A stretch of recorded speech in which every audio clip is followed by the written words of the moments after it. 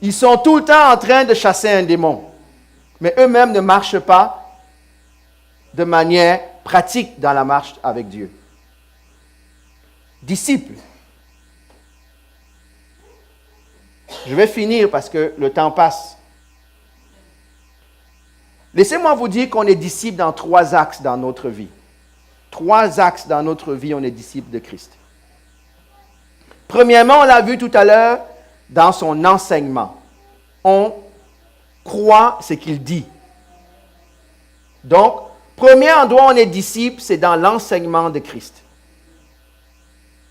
Moi, j'ai vu des gens qui sont venus avec des doctrines flyées au milieu de nous, des fois. Puis, à une personne, j'ai dit une fois, regarde, je suis désolé, tu n'es pas chrétienne. Elle était toute offusquée. Elle me dit, pourquoi tu peux dire ça? Je dis, mais parce que tout ce que tu me racontes n'a rien à voir avec ce que la Bible enseigne. Je ne sais pas où tu as appris ça, mais la Bible n'enseigne pas ça. Donc, arrête de dire que tu es chrétienne, ça va faciliter la discussion entre nous. Choqué. Quelque temps après, elle a quitté l'église. Moi, je n'ai pas de problème. Il faut qu'on soit capable d'identifier qui est qui. Parce que maintenant, tout le monde est chrétien. C'est vrai? Avec amour. Hein? Peut-être vous ne me connaissez pas. Je n'ai pas pris dans un coin, mis mes gants de boxe et puis je n'ai pas refait le portrait. Là. Je dis, regarde, je vous dis, je suis allé, je lui ai expliqué, je lui ai m'acheter un livre. Je dis, va lire ce livre qui va expliquer ce que tu es en train de croire n'est pas vrai. J'ai fait les démarches. Puis non, mais moi, c'est comme ça, moi, j'aime ça. Je dis, ok, moi, je n'ai pas de problème, mais ne dis pas que tu es chrétienne alors. Ne dis pas que tu es chrétien. Dis que tu es, je ne sais pas moi, témoin, catholique, ou j'ai aucune idée de ce que tu es. Mais tu n'es pas en train de me donner l'enseignement biblique. Tu n'es pas en train de déclarer la parole de Dieu. Donc, on est disciple en respectant et en émulant et en enseignant la parole de Dieu. Pas autre chose. La Bible dit dans Apocalypse, n'ajoute rien, n'enlève rien. Sinon, c'est la malédiction que tu appelles sur toi. Tu peux ne pas être d'accord. Tu peux ne pas comprendre. Comme moi, il y a bien des choses que je ne comprends pas. Mais tu restes soumis, même dans ton incompréhension, à ce que la parole de Dieu dit. Donc, premier axe où on est disciple, c'est dans l'enseignement de Christ. Ce n'est pas la théologie de José qui importe, ou de Paul, ou de Barnabé, ou de Thomas. Il y en a qui cherchent l'évangile de Thomas pour montrer que tout le monde avait tort. Non. C'est ce que la parole de Dieu enseigne. On est disciple dans la vie pratique de tous les jours. L'enseignement, c'est une chose. La mise en pratique, c'en est encore une autre. Je dois émuler Christ dans ma vie tous les jours. Je dois être honnête au travail, intègre au travail, le caractère. Je dois faire tout ça. Parce que je suis le représentant d'un royaume qui s'appelle le royaume céleste. Et je ne peux pas nier qui je suis. Donc, excusez-moi, je rappelle, premier axe, l'enseignement. Deuxième axe, la vie pratique. Troisième axe, le caractère, la personne de Christ. Je dois être quelqu'un qui a le caractère, les fruits de l'esprit dans ma vie. Je dois manifester Christ dans qui je suis. Ce n'est pas je suis colérique, je suis ceci, je suis cela. Oui, mais c'est comme ça. Moi, j'ai vu quelqu'un qui m'a dit il y a quelques années, oui, mais tu ne comprends pas, je suis chrétien. Dans ma famille, tout le monde est alcoolique, donc c'est normal que je sois alcoolique. Dans ma famille, tout le monde est chrétien et colérique de génération en génération. Je dis, ben, vous n'avez pas encore rencontré le vrai Christ. Parce qu'à un moment donné, ça doit cesser. Parce que l'Esprit de Dieu en toi n'est pas un esprit de colère. Ce n'est pas un esprit de jalousie. Ce n'est pas un esprit de fornication. Ce n'est pas un esprit de tout ce que tu veux. C'est l'Esprit Saint. Et plus il grandit, plus ma vie manifeste le caractère de Christ, le caractère de Dieu. Donc arrêtons d'être cheap dans notre marche. C'est comme si tu dis, papa, je suis allé à l'école. Tu trouves quelqu'un qui a 40 ans, il est tout fier, il te dit qu'il est allé à l'école. Tu dis, tu es allé jusqu'où à l'école? Je suis allé au secondaire 1. Je me suis arrêté en 6e. Je dis, waouh, tu as persévéré, hein? Tu aurais pu aller plus loin. Je ne parle pas de si handicapé ou pas. Ayons envie d'aller plus loin. Plus loin. Le disciple, dont je rappelle les 3 axes, l'enseignement, la vie pratique, le caractère, donc la personne de Christ. Ça doit être manifeste dans nos vies. Et si on est honnête entre nous, On n'est pas encore arrivé. Hein? Comme moi, je sais que je ne suis pas encore arrivé. Priez pour moi. Paul dit, je cours. Donc j'espère que vous courez. On a chanté tout à l'heure, il n'y a personne comme Jésus. J'ai fouillé, j'ai tourné, j'ai cherché, je n'ai encore rien vu. Peut-être que vous n'avez pas encore vu parce que vous tournez encore. Peut-être que vous cherchez encore. Quand vous allez commencer à trouver, là, vous allez commencer à marcher. Je vais lire un dernier paragraphe. C'est ce que j'ai dit. Qui connaît Dietrich Bonhoeffer? Personne? Ok, 2. Oh, les amis, apprenez à connaître l'histoire des héros de la foi. Allez être encouragé. Moi, je vous dis, quand je suis découragé, ce que je lis, c'est une biographie de quelqu'un qui a marché avec Dieu. Ça me rappelle que c'est possible. Ce n'est pas seulement d'aller lire la théorie. Je comprends, il faut lire la Bible. Mais allez lire la vie de personnes qui ont marché avec Christ. Si ça ne vous encourage pas, c'est qu'il y a un problème. Ça va vous décourager pendant quelques secondes. Parce que vous allez commencer à dire, waouh, regardez ce qu'il a fait, regarde où je suis. Mais l'Esprit de Dieu va te dire, non, ce n'est pas comme ça que tu dois aller. Rappelle-toi que c'est possible. Laissez-moi vous raconter qui est Dietrich Bonhoeffer. C'est un pasteur et un théologien luthérien allemand pendant la Deuxième Guerre mondiale. Qu'est-ce qui se passait pendant la Deuxième Guerre mondiale? Le nazisme. Et c'était un Allemand qui a dénoncé le fait que l'Église luthérienne a supporté Hitler ou n'a rien dit. C'est quelqu'un qui est devenu un résistant à Hitler, qui a continué d'enseigner jusqu'à la dernière minute. On est venu l'arrêter. Et je parle le 9 avril 1945 ou 1944, Hitler l'a fait pendre avant. Même quand Hitler savait que la guerre était perdue, il a été parmi les dernières victimes que Hitler a ordonné de tuer, par pendaison dans un camp de concentration. Pourquoi? Parce qu'il s'est tenu debout devant Hitler, devant le nazisme. Pourquoi je vous parle de lui? Voici ce qu'il a écrit. Il a écrit un livre qui est très célèbre, Le prix d'être disciple, The Cost of Discipleship.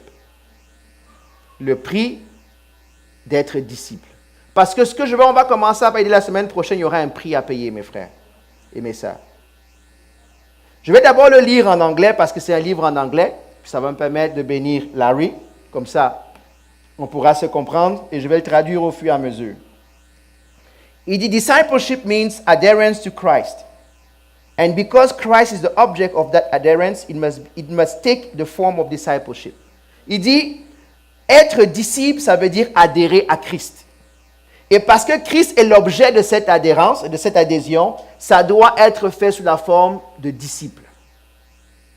Il dit, an abstract Christology, a doctrinal system, a general religious knowledge on the subject of grace or on the forgiveness of sin. Donc, une Christologie qui est abstraite, qui est théorique, un système doctrinal ou une connaissance générale religieuse sur le sujet de la grâce ou du pardon des péchés rend le besoin d'être disciple superflu. It renders discipleship superfluous. And in fact, they positively exclude any idea of discipleship whatever. Dès que votre théologie est théorique, vous n'avez plus besoin d'être disciple. Vous pouvez vivre comme vous voulez, ça reste juste quelque chose dans votre tête. Juste quelque chose dans votre tête. Et c'est complètement inimitié, c'est complètement contraire. So it's inimical, essentially, to the whole conception of following Christ. Il dit, tant que votre religion reste théorique, c'est complètement contradictoire avec le fait de dire qu'on suit Christ. Parce que la suivre Christ est une vie pratique. Ce n'est pas une vie théorique. Il dit, with an abstract idea, it is possible to enter into a relation of formal knowledge, to become enthusiastic about it, and perhaps even to put it into practice. But it can never be followed in personal obedience. Ça veut dire quoi? Que tant que notre connaissance est théorique, on peut en faire une doctrine, mais ça ne sera jamais quelque chose qu'on va intégrer dans notre quotidien. Est-ce que vous suivez? Et voici la phrase qui m'interpelle. Il dit, Christianity without the living Christ is inevitably Christianity without discipleship. Je répète en français. La chrétienté sans un Christ vivant est inévitablement la chrétienté sans disciples. And Christianity without discipleship is always Christianity without Christ. Et la chrétienté sans disciples est inévitablement une chrétienté sans Christ. L'Église a oublié Christ. Le chrétien a oublié Christ. Pourquoi on a oublié de devenir des disciples? On a oublié d'émuler le Maître. Jésus a été le disciple, le Fils a été le disciple du Père. Qu'est-ce qu'il dit? Ce que j'ai vu, c'est ce que je fais. Ce que j'ai entendu, c'est ce que je dis. Parce qu'il suit ce qu'on lui a demandé. Il nous donne un modèle. De la même manière, le chrétien, c'est celui qui entend, qui voit ce que le Maître a fait et qui le reproduit. Si on n'a pas ça, on est dans une chrétienté sans Christ. Parce que Christ est vivant. Il n'est pas un livre sur une bibliothèque. Il n'est pas un livre sur une étagère. Vous savez comment je sais qu'il est vivant? Parce que je l'expérimente et parce que je le vois dans vos vies. Parce que je peux voir Christ agir dans la vie de quelqu'un. Alors, si moi je pense qu'il est mort, en le voyant en vous, je me rappelle qu'il est vivant. Et j'espère que quand vous le voyez en moi, vous vous rappelez aussi qu'il est vivant. J'espère que quand vous entendez Anne dire que Dieu guérit encore aujourd'hui, ça vous rappelle que si vous avez perdu espoir que Dieu est capable de guérir, alors il guérit encore aujourd'hui. Christ est vivant parce qu'il est vivant et parce que nous manifestons la vie de Christ au quotidien. Mais si vous et moi ne manifestons pas la vie de Christ au quotidien, si nous ne sommes pas des disciples, dites-moi, comment vivra-t-il ailleurs que dans un mythe, ailleurs que dans une idée, ailleurs que dans un livre? Parce que ce que les gens nous disent dehors. David dit, pourquoi me demande-t-on où est mon Dieu? Pourquoi nous demandons où est notre Dieu? Peut-être parce que nous ne le démontrons pas nous-mêmes. Et quand les gens du monde nous disent où est ton Dieu, malheureusement, ça nous fait douter nous-mêmes. On finit nous-mêmes par douter parce qu'on n'arrive pas à voir ce Dieu-là à l'œuvre. C'est juste une théorie. C'est juste une idée. C'est juste un mythe. Tout croyant, et ça c'est moi qui conclus, est appelé à devenir un disciple de Christ. Vous n'avez pas le choix. Si vous voulez être chrétien, vous devez être. Nous devons être. Je ne m'exclus pas de ça. Nous devons être des disciples. C'est-à-dire chrétiens. Chrétien veut dire imitateur de Christ. Chrétien veut dire partisan de Christ. Nous, on nous connaît comme le partisan du Canadien, le partisan de l'équipe nationale du Cameroun, le partisan des Lakers, le partisan de je ne sais pas quelle équipe. Mais on ne nous reconnaît pas comme partisans de Christ. Chrétien, c'est partisan de Christ. Et c'est l'être dans tous les aspects de notre vie. Ce n'est pas parce qu'on marche avec une Bible sous l'aisselle, dans le métro qu'on lit sa Bible, qu'on est chrétien. C'est dans ce qui va sortir de nous, dans ce qui va être manifesté dans nos vies. Et ça, c'est la voie du disciple. Tout chrétien et toute église qui ne saisit pas cette vérité se trompe. Nous nous dupons si nous manquons de comprendre que la vie en Christ, c'est de marcher comme Christ. C'est de grandir comme Christ. La Bible dit qu'il a fait quoi? Il a grandi. C'est vrai? En sagesse. En quoi d'autre? En stature devant Dieu et devant les hommes. Sommes-nous en train de croître individuellement en stature devant Dieu et devant les hommes? Ou sommes-nous juste contents de venir à l'église? Sommes-nous juste contents de porter le manteau et la robe et le costume et la cravate du dimanche matin, comme je disais la semaine dernière? Dieu nous met au défi. La Bible dit que le monde attend la manifestation des fils et des filles de l'Éternel. Il y a des âmes qui meurent là dehors. Il y a des âmes qui meurent dans l'église parce que les fils et les filles ne se manifestent pas. On est juste devenus théoriciens. J'espère que vous êtes encouragés par ce que j'ai dit. Amen. La semaine prochaine, on va continuer là-dessus. Je vous dis, on va passer du temps.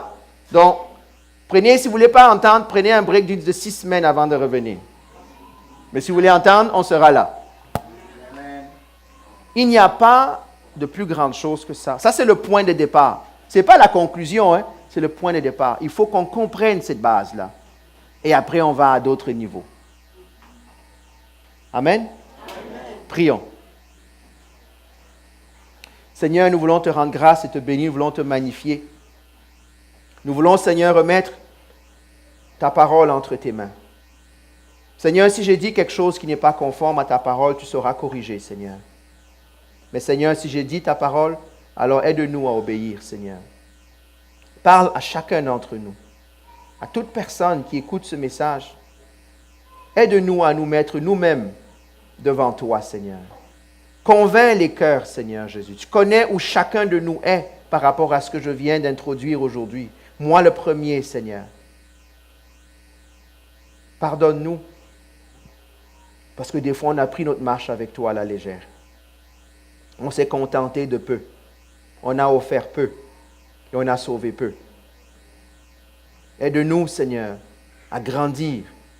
Aide-nous à vouloir être des disciples, à être nous-mêmes des disciples, à former des disciples, quel que soit le domaine, Seigneur, dans ton enseignement, dans la vie pratique, dans le caractère que nous devons manifester. Je prie, Seigneur, pour chacun d'entre nous ici. Ouvre nos cœurs, ouvre nos vies, et que tout ce qui est religiosité soit brisé dans nos cœurs. Tout ce qui est théorie théoricienne soit brisé dans nos cœurs, Seigneur. Aide-nous à retenir une chose et la mettre en pratique, une chose à la fois, Seigneur. Et on te verra à l'œuvre dans nos vies, Seigneur. Père, je te bénis et que ta parole ne retourne pas à toi sans avoir accompli ta volonté, Seigneur. Dans ma vie, dans la vie de ceux qui l'ont entendu. Dans le nom de Jésus. Amen.